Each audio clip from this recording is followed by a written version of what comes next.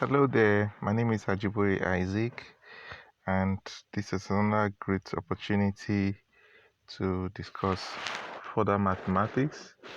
And we want to look at very important topic, partial fraction. And then this is lesson partial fraction 2. That's because we have had the first lesson on partial fraction. Recall that in the previous lesson of partial fraction, I discussed resolving complex fraction into partial fraction, where the complex fraction have linear factor as denominator, repeated linear factor as denominator. We have considered those two cases. So we want to proceed to another case or other cases of denominators of complex fractions. Learning objectives. At the end of the lesson, learners should be able to simplify partial fraction into single complex fraction. Resolve complex fraction with quadratic factor denominator into its partial fraction. Resolve complex fraction with polynomial factor as denominator into its partial fraction. These are our learning objectives. The two cases we want to consider here is when there is a quadratic denominator and when there is a polynomial denominator for the complex fraction.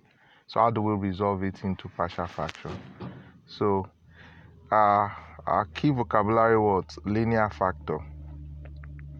We have when you have a linear expression or a linear variable, then we say we have a linear factor. A linear factor is a factor with degree 1 as highest degree on its variable.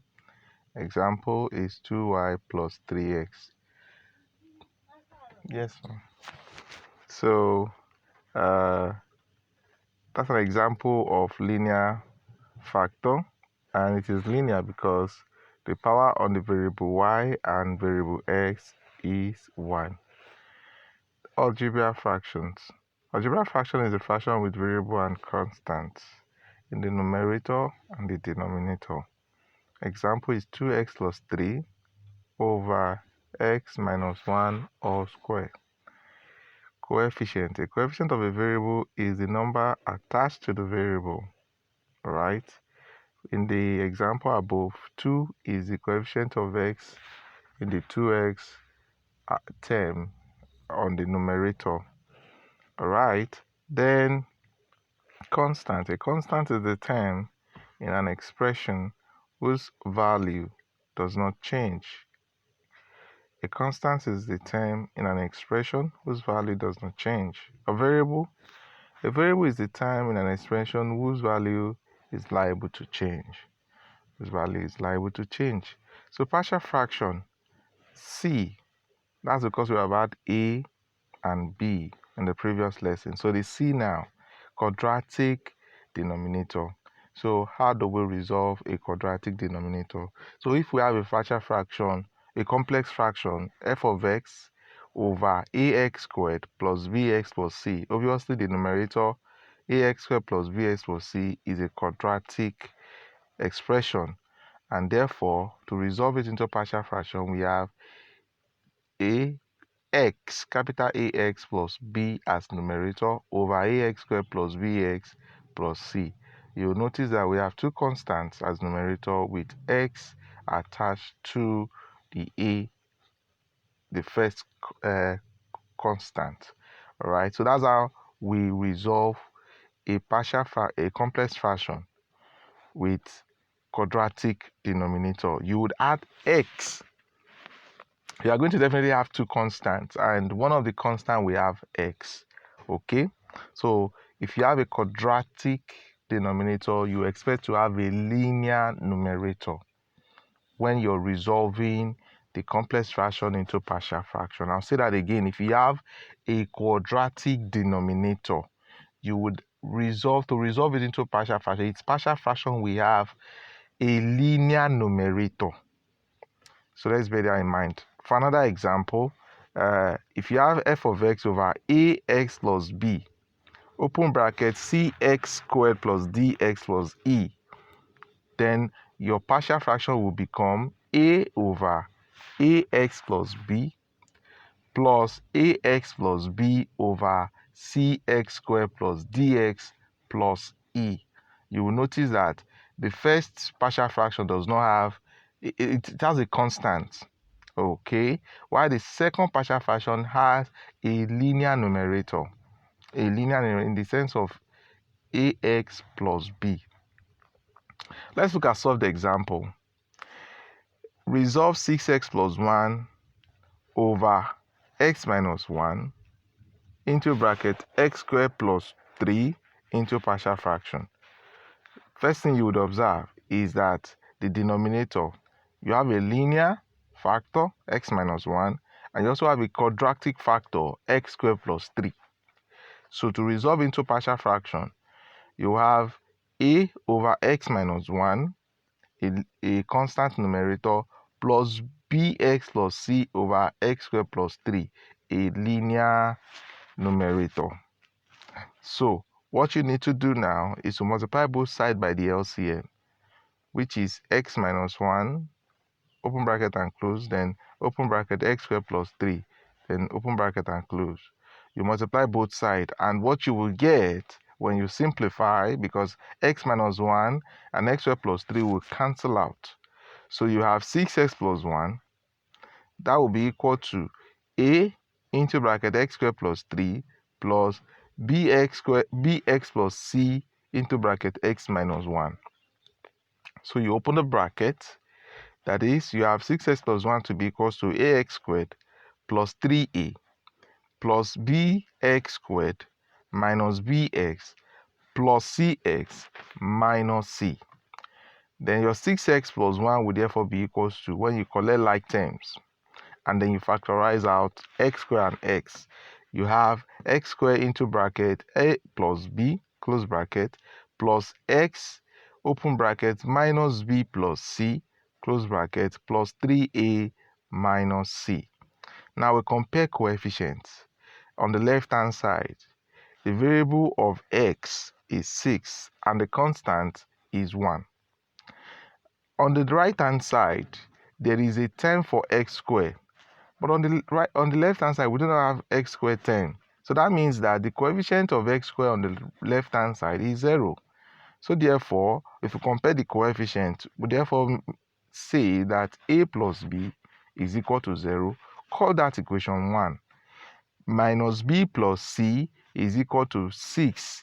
That's because the coefficient of x on the left hand side is 6, while the coefficient of x on the right hand side is minus b plus c in the bracket. And therefore, we have just a constant, which is 1 on the left hand side, and the constant on the right hand side is 3a minus c. They are constant because they do not have variable x attached to them, right? So we have 3 equations there, and because they are linear and having 2 variables, we will therefore pick any 2 and solve simultaneously. All right, so from equation 1, we make a subject. That becomes a equals to minus b from equation 1. Then we substitute that in equation 3 so that we can have only variable b and c in the 2 equations 2 and 3. And then we solve simultaneously. So by the time you put a as minus b in equation 3, what you would have is minus 3b minus c. So we therefore solve equation 2 and 3 simultaneously. So we have minus b plus c equals to 6, then minus 3b minus c equals to 1. So by the time we had the 2 equations, we have minus 4b equals to 7, and then b is equal to minus 7 over 4.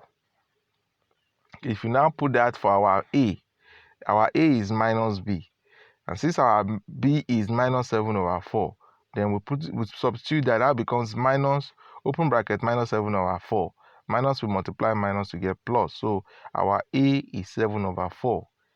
Already we know that 3A minus C is equal to 1 from equation 3. So if we make C subject, our C will therefore be equal to 3A minus 1. So our A is 7 over 4. When we substitute that, we have 3, open bracket, 7 over 4 minus 1 equals to 21 over 7 minus 1. Then our C will be equal to 17 over 4, right? So our complex fraction, 6x plus 1 over x minus 1, open bracket, x squared plus 3, is now resolved into 7 over 4, open bracket, x minus 1, close bracket, plus 17 minus 7x over 4 x squared plus 3. That's simply by substituting the constant you have gotten from the workings, from the solving. Remember, when we resolved at the beginning, you will notice that 6x plus 1 over x minus 1, open bracket, x squared plus 3 is resolved to a over x minus 1 plus bx plus c over x squared plus 3. So we replace a as 7 over 4, and we replace b as minus 7 over 4, and c as 17 over 4. And that is what we will get. All right. So let's look at partial fraction with linear and polynomial factor. Okay, so when you have a polynomial is just simply power when the highest degree in the expression is of the variable, the highest degree of the variable in the expression is more than 2. That will refer you to polynomial. All right, so an example here, f of x over ax cubed plus bx squared plus cx plus d. To resolve into partial fraction, you then have a quadratic numerator, simply because you have a polynomial denominator. So a quadratic numerator, ax squared plus bx plus c over ax cubed plus bx squared plus cx plus d. In another instance, you can have a linear and a polynomial factor. So we have f of x over ax plus b, open bracket, cx cubed plus dx squared plus ex plus f, close bracket. If resolved, will become a over ax plus b, that's a constant numerator, plus ax squared plus bx plus c. That's what you're supposed to have here. That's what you're supposed to have there. All right? That's what you're supposed to have there. Okay. Example. Solve 3x squared minus 7 over x cubed plus 3 plus 2x plus 2x squared minus 8x into partial fraction. Solution. First, we first factorize the denominator. That is, in some cases, you might be able to factorize the denominator. And if that's possible, you try and do that. So in any case, whenever you have either polynomial factor as denominator, you first see if you can factorize, and then when it becomes unfactorizable, then you have to use quadratic numerator. So we first factorize, and if you factorize using factor theorem, our x cubed plus 2x squared minus 8x will be equal to 8x, open bracket, x minus 2, close bracket, open bracket, x plus 4, close bracket, using factor theorem and polynomial long division method. Okay, so if we resolve that now, we can therefore have 3x squared minus 7 over x cubed plus 2x squared minus 8x equal to 3x squared minus 7 over 8x, open bracket, x minus 2, close bracket, open bracket, x plus 4. That's because we have factorized the denominator, that is the polynomial, to get that. Then when we resolve into partial fractions, what you will then get will now become a over 8x plus b over x minus 2 plus c over x plus 3.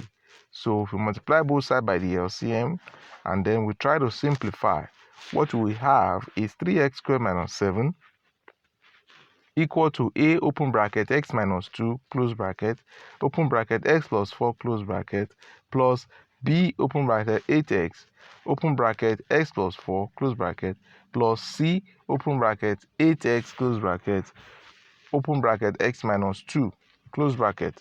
So in the end, when we open the bracket, we have a open bracket x squared plus 2x minus 8 close bracket plus 8bx squared plus 32bx plus 8cx squared, just by opening the bracket, then minus 16cx. So we'll collect like terms. Bring all the x squared terms and all the x terms and then the constant. So if we bring all the x squared terms, we'll then have x squared open bracket a plus 8b plus 8c close bracket plus x open bracket 2a plus 32b minus 16c close bracket minus a.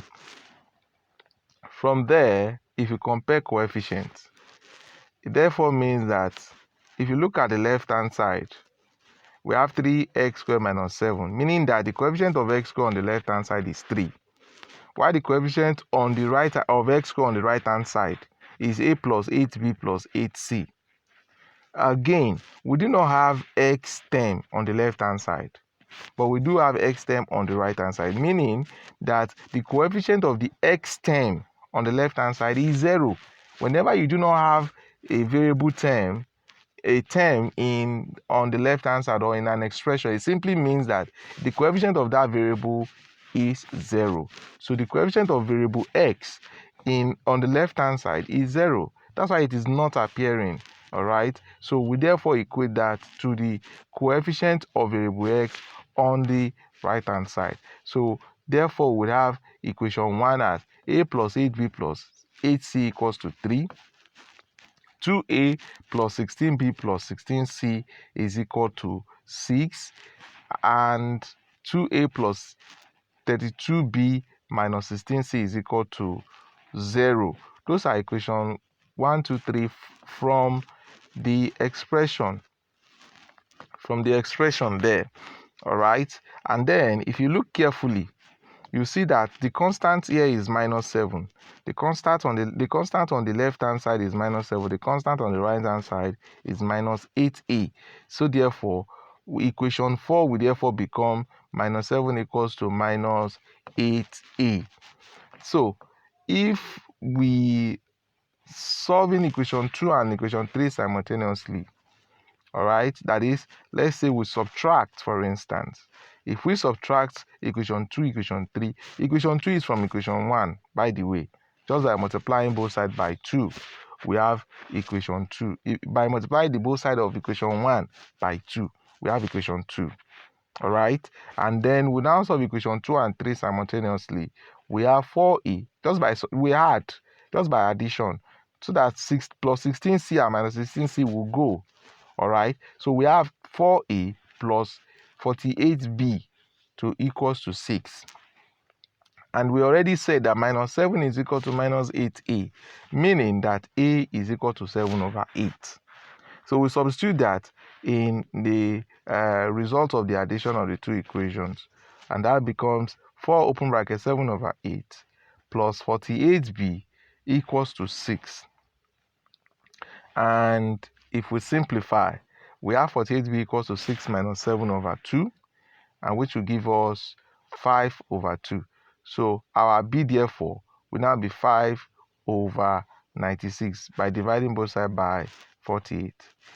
Already we said our 16c therefore from equation 3, our 16c will be equals to 32b plus 2a, just by taking the minus 16c to the other side.